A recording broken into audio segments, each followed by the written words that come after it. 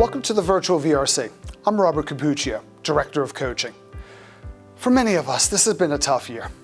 And with the changing of the seasons, we have an opportunity to create new beginnings, a time to restart and reinvent ourselves.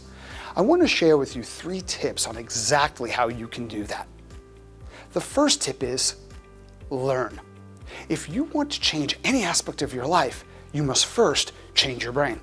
Learning literally restructures your brain, keeping your mind agile as you age. The more you learn, the more you're capable of learning. Emotion is a fundamental aspect of learning. Ask yourself, what am I most excited to learn about?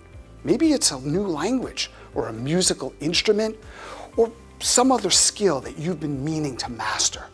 Dedicate just 15 to 20 minutes per day to learning, whether it's by reading, listening to an audiobook, or watching a seminar. Just pick something that emotionally moves you. That alone can be a critical key to reinventing yourself. Tip number 2, connect. Social connection is a fundamental human need.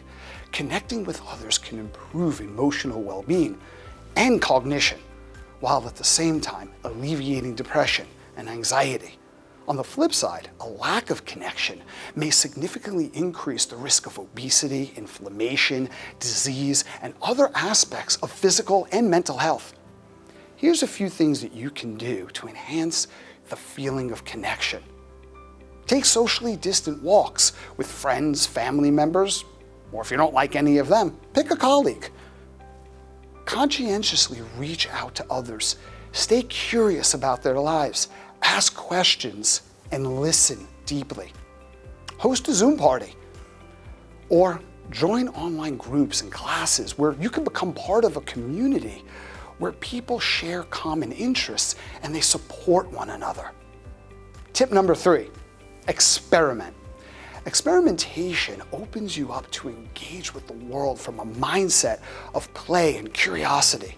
Years ago, as a way of testing possibilities around training salespeople at my former job, my boss at the time decided to conduct a social experiment she called the rejection game.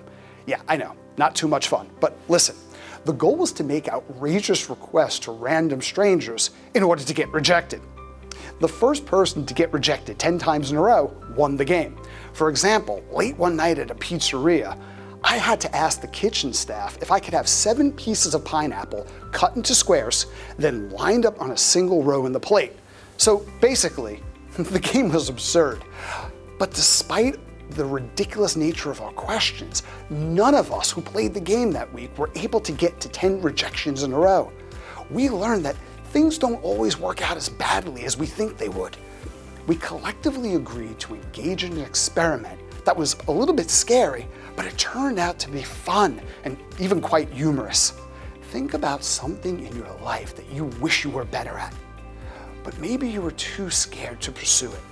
What's one experiment that you can create to engage in that very thing in a low-risk environment? This way, it can reframe the meaning you attach to it and progressively reduce your fear of it so that you can take action in this area consistently to expand your level of competency and confidence over time. By experimenting with and stepping into different aspects of yourself, you can explore fun and varied ways of reinventing yourself as you head into fall and winter. I hope these tips were helpful to you. We'd love to hear your thoughts on how it worked out with your experiment. Just leave us a comment below. Again, I'm Robert Cappuccio.